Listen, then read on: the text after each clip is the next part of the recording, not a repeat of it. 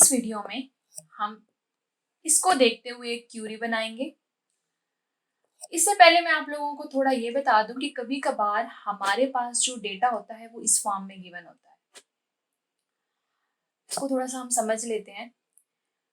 ये जो है मेरे पास एक कोर्स का टेबल है और एक फैकल्टी का टेबल है, और ये जो ब्रैकेट्स के अंदर लिखे हुए हैं ये इसके एट्रीब्यूट्स हैं, यानी कि कॉलम्स के नेम है। और ये जैसे ये CID लिखा हुआ है, इसके नीचे ये अंडरलाइन है, इसका मतलब ये इसकी प्राइमरी की है। इसी तरह से फैकल्टी में FID यानी फैकल्टी ID, ये इसकी प्राइमरी की है और बाकी सारे इसके एट्रीब्यूट हैं। आप लोगों को फॉरेन की का कॉन्सेप्ट पता होगा, नहीं तो मैंने इसके ऊपर एक कंप्लीट वीडियो बनाई है, लेकिन ग्रुप बाय तक आते आते आप आई होप सो कि आप लोगों को फॉरेन की का जो कॉन्सेप्ट है कि हम कैसे दो टेबल्स को आपस में लिंक करते हैं वो पता होना जरूरी है। तो आप देखें कि ये जो फैकल्टी की FID है यहाँ पे, ये इस टेबल में भी आपको नजर आ रही है, कोर्स के टेबल में भी नजर आ रही है। तो ये जो प्राइमरी की है ये कोर्स के टेबल में एज अ फॉरेन की गई हुई है। इससे क्या होता है कि ये दो टेबल जो है आपस में लिंक हो गए, यानी हम इससे इस टेबल में भी जा सकते हैं और इस FID का इस्तेमाल करते हुए फैकल्टी से कोर्स में भी जा सकते हैं और कोर्स से फैकल्टी में भी आ सकते हैं। इसका मैं अगर आप एक रफ सा स्केच बना लूं तो ये इस तरह से है कि ये मेरे पास यहाँ पे जो FID है फैकल्टी के टेबल में, और ये समझ लें हमारे पास कोर्स का टेबल है और यहाँ पे भी एक FID है। तो ये वही FID है, इनके फैकल्टी ID है जो फैकल्टी के टेबल में है और कोर्स के टेबल, ये दोनों सेम है। इससे क्या होता है कि ये टेबल लिंक हो गया है।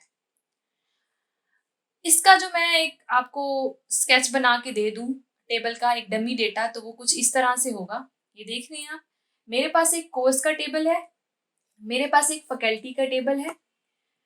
आप फैकल्टी के टेबल में देख लें कि एक फैकल्टी IDs है, फैकल्टीज के नेम लिखे हुए हैं और उनका डिपार्टमेंट का नेम भी मैंने आगे लिख दिया। और ये जो फैकल्टी की ID है ये कोर्स के टेबल में भी आपको नजर आ रही होगी यहाँ पे। और ये जो 2 ID है, देखिए ये मैम आयशा की है, तो यहाँ पे ये मैंने 2 लिखा हुआ है और इस तरह से। और इससे क्या हो गया कि ये दोनों टेबल आपस में लिंक हो गए और इसकी जो ये प्राइमरी की है यहाँ पे इसकी फॉरेन की है, ये भी हमें बनानी पड़ेगी। तो अब जरा हम इस सवाल को देखते हैं जिसकी हमने क्यूरी बनानी है। सवाल क्या है हमारे पास, find the faculty member teaching maximum number of courses. मुझे उस फैकल्टी मेंबर के बारे में बताएं जो सबसे ज्यादा कोर्सेज ले रहा है, जो सबसे ज्यादा कोर्सेज पढ़ा रहा है।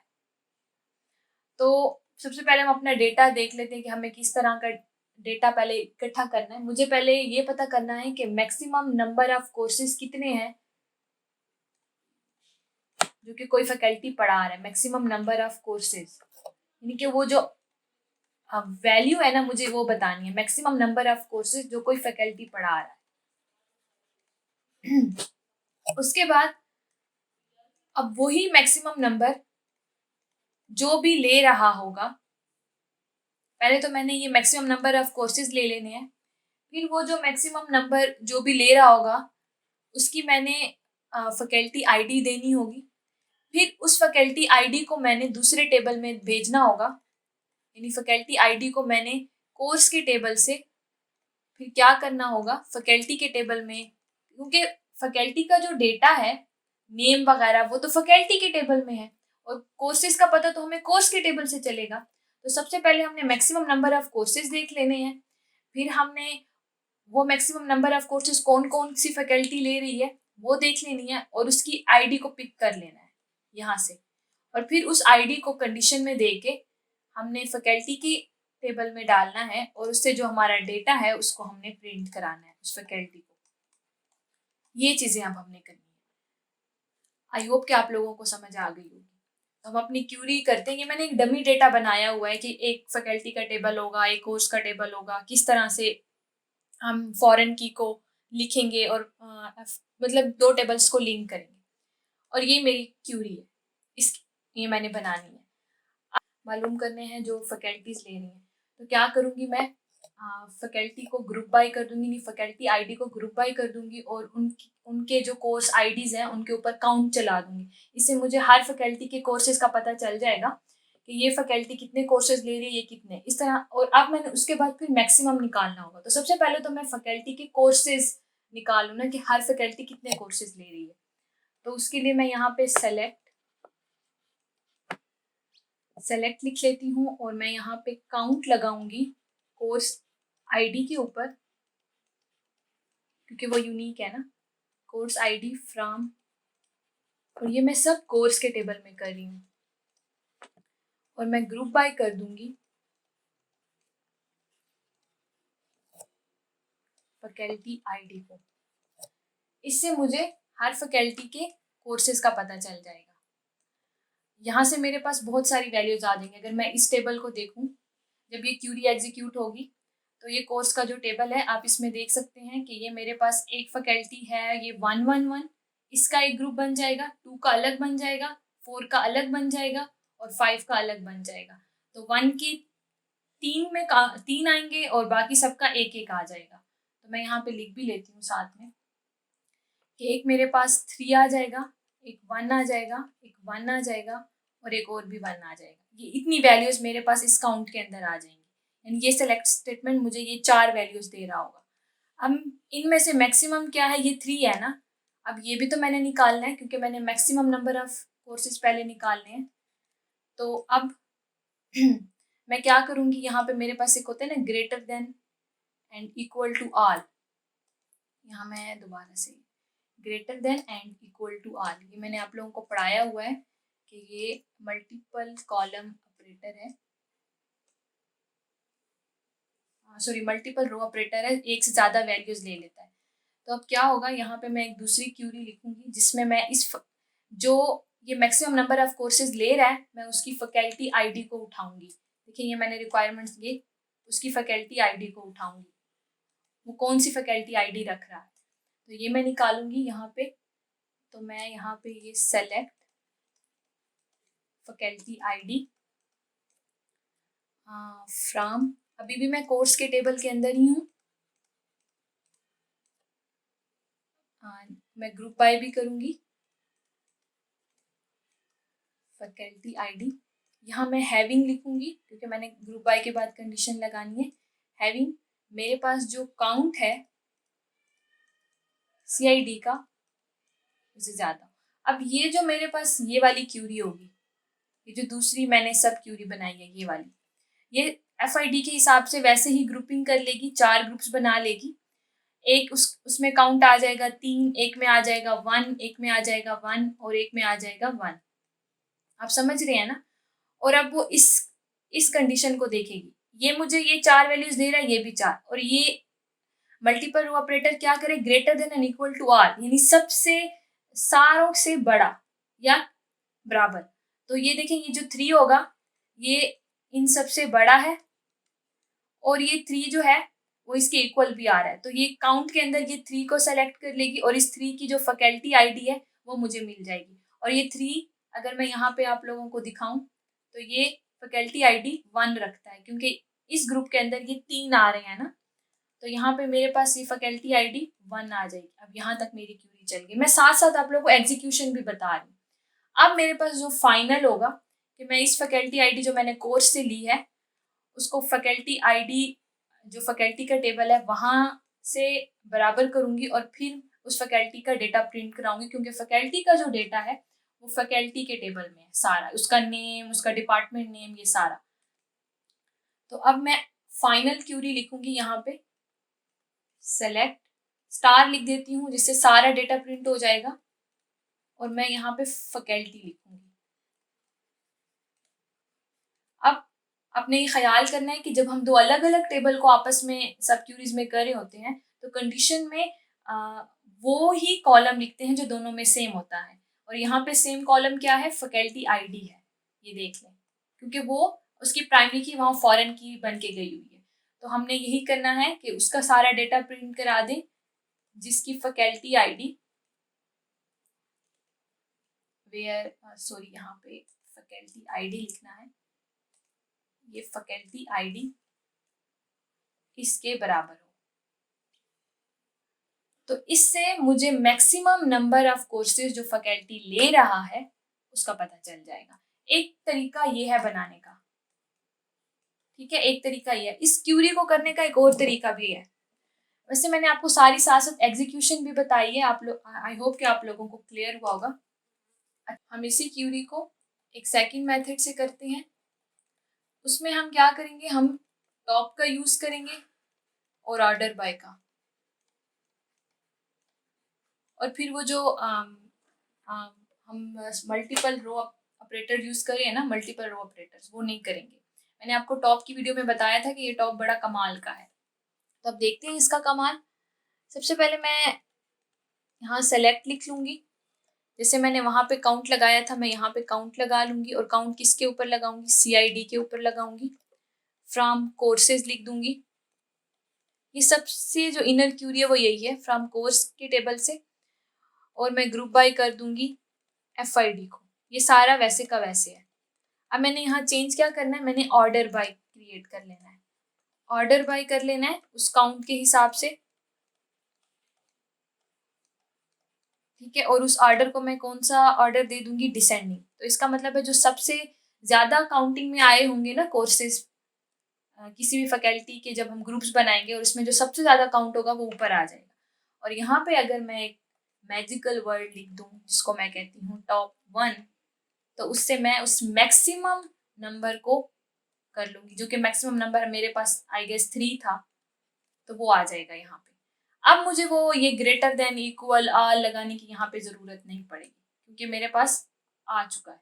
यहाँ पे मैं इक्वल का सिंबल लगा देती हूँ यहाँ पे। अब मैं दूसरी क्यूरी लिखूंगी जो मैंने जैसी सारी लिखी थी, बाकी सारी क्यूरी वैसी होगी। सेलेक्ट, मैं फिर FID को सेलेक्ट करूंगी फ्रॉम कोर्स से, और मैं ग्रुप बाय करूंगी FID को। फिर मैं हैविंग लिखूंगी और मैं कहूंगी कि जो काउंट मैंने लगाया था CID का, जो इसके बराबर आएगा। अब ये वाली क्यूरी भी वैसे ही करेगी, FID के ग्रुप्स बनाएगी। और इसमें भी हमारे पास ये देखो, यहाँ पे हमारे पास 4 वैल्यूज आएंगी, एक 3 आएगी, एक 1 आएगी, एक 1 आएगी, एक 1 आएगी, जैसे पिछली क्यूरी में आ रहा था। और जो इसके बराबर होगी वो ये 3 आ जाएगा, तो ये इसकी FID मुझे दे देगा, जो कि मेरे ख्याल में 1 थी। और जो बाकी क्यूरी है वो वैसी हम लिख लेंगे कि हम फिर उसका डेटा प्रिंट करा देंगे, और वो फैकल्टी के टेबल से होगा।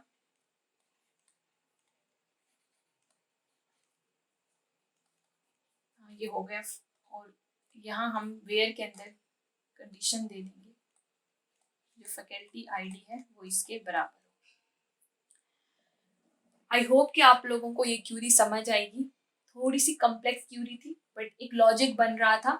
आप जब भी कोई भी क्यूरी करने लगे तो आप हमेशा ये इस तरह का डेटा क्रिएट करें कि मुझे क्या चाहिए क्या चाहिए, इस तरह सारा लिख लें और फिर उसी के हिसाब से अपनी क्यूरीज बनाते जाएं। आपको बहुत मदद होगी। अब हम ना इसी जो मैंने सारी क्यूरी आपको करके दिखाई है ना, मैं ना इसको SQL के ऊपर आपको करके दिखाती हूँ कि वाकई क्या मुझे ये डेटा दे रही है। तो हम अपने SQL सर्वर में जाते हैं। मैं अपने SQL सर्वर में आ गई हूँ। मैंने यहाँ पे पहले से डेटा क्रिएट किया हुआ है, मैं एक दफ़ा बस मैंने एग्जीक्यूट करना है। देखिए मैंने एक फैकल्टी का टेबल बनाया। ये फैकल्टी के अंदर वो जो सारा डेटा था वो मैंने डाल दिया। ओके, उसके बाद ये मैंने कोर्स का टेबल क्रिएट किया, और जो जो कोर्सेज मैंने वहाँ पे आप लोगों को बताए थे ये भी मैंने डाल दिए। ठीक है, अब मैं ना दोनों टेबल्स को प्रिंट करा के आप लोगों को दिखा देती हूँ। ये बस आप ना ये चीज़ देख लें कि ये जो मैंने कोर्स को फैकल्टी से लिंक किया था वो ये फॉरेन की मैंने बनाई थी उस फैकल्टी ID की, बस बाकी सारा सेम ही है प्रोसेस। तो ये बन गई मेरे पास टेबल। मैं आप लोगों को टेबल्स दिखा देती हूँ। यहाँ पे ये आ गए मेरे पास टेबल। अब देखिए ये मेरे पास फैकल्टी का टेबल है, ठीक है, और उनके आगे डिपार्टमेंट्स के नेम भी लिखे हुए हैं। यहाँ पे मैंने कोर्सेज लिखे हुए हैं, कोर्सेज के क्रेडिट्स आर लिखे हुए हैं, और ये जो फैकल्टी जो जो कोर्स पढ़ा रही है। और यहाँ पे आप देखेंगे कैलकुलस, लीनियर अलजेब्रा, प्रोबेबिलिटी के 111 फैकल्टी ID पढ़ा रही है। अब जो क्यूरी मैंने बतानी है कि कौन सी फैकल्टी सबसे मैक्सिमम कोर्सेज पढ़ा रही है, तो मैंने उसकी क्यूरी यहाँ पे आपको लिख के बताई थी। ठीक है, तो यहाँ पे इक्वल था। अब देखिए ये मेरे पास सबसे मिनिमम है, सबसे इनर क्यूरी है। ठीक है, जिसमें मैं ग्रुप बाय करके FID करी थी, जो पहली क्यूरी मैंने पढ़ाई थी, और मैंने काउंट लगाया कोर्स के टेबल पे। ये मुझे 4 वैल्यूज दे देगा। फिर उनमें से जो सबसे ज्यादा है वो ये ले लेगा और उस फैकल्टी आईडी को पिक कर लेगा और वही फैकल्टी आईडी का डेटा दे देगा। अगर हमने कोर्सेज के टेबल में देखें तो ये फैकल्टी आईडी भी कैलकुलस पढ़ा रही है, ये लीनियर अलजेब्रा पढ़ा रही है और प्रोबेबिलिटी, यानी 1 1 1, और बाकी ना एक एक फैकल्टी आईडी है जो एक एक कोर्स पढ़ा रही है। तो ये 1 जो है, अगर आप देखें तो ये फैकल्टी के टेबल में ये सर सईद है। तो मेरी इस क्यूरी से मुझे इनका डेटा जो है वो प्रिंट होना चाहिए। तो मैं इस क्यूरी को एग्जीक्यूट करती हूँ। ये देखें सर सईद।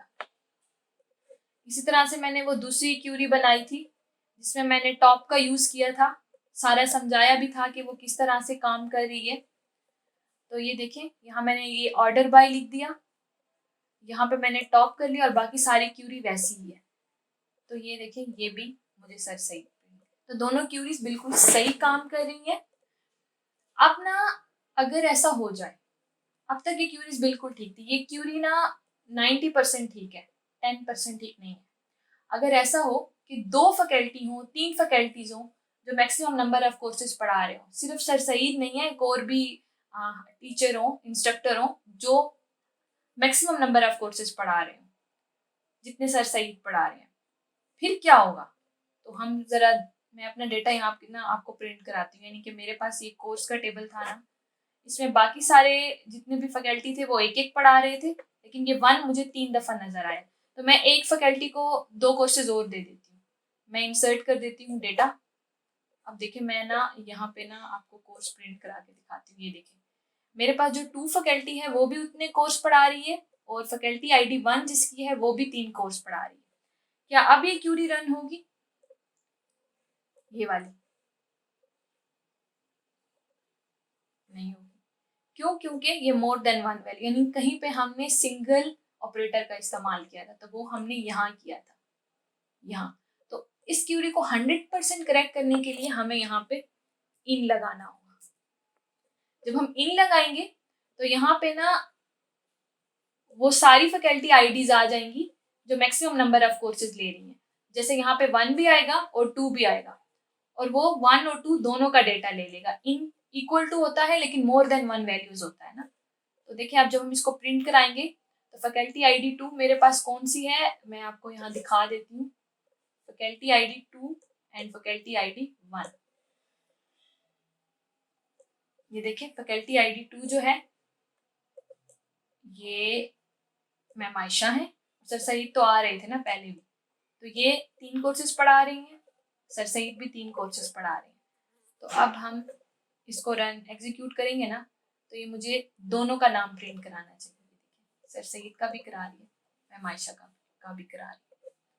तो ये अब 100% जो है ना मेरी क्यूरी ना करेक्ट हो चुकी है। आई होप कि आप लोगों को यहाँ तक अच्छे से समझ आया होगा, सारा कॉन्सेप्ट क्लियर हुआ होगा। मैंने पूरी कोशिश की कि मैं एग्जीक्यूशन के साथ साथ बताऊं कि कैसे कैसे क्यूरी एग्जीक्यूट हुई और मैं ये चीज़ यहाँ पे क्यों लिख रही हूँ, उसकी लॉजिक्स भी बताऊं, और क्यूरी किस तरह से हम बनाते हैं। हमें पहले अपना मटेरियल साथ में रखना पड़ता है कि मुझे ये चाहिए, ये चाहिए, ये चाहिए, और फिर उसी को देख के हम क्यूरीज बनाते हैं। तो इस तरह से जब आप प्रैक्टिस करेंगे ना, आपको भी समझ आने लग जाएगी। तो प्रैक्टिस करते रहिए, पढ़ते रहिए, मेहनत करते रहिए। इस वीडियो में बस इतना ही। अपना बहुत ख्याल रखिएगा। अल्लाह हाफिज़।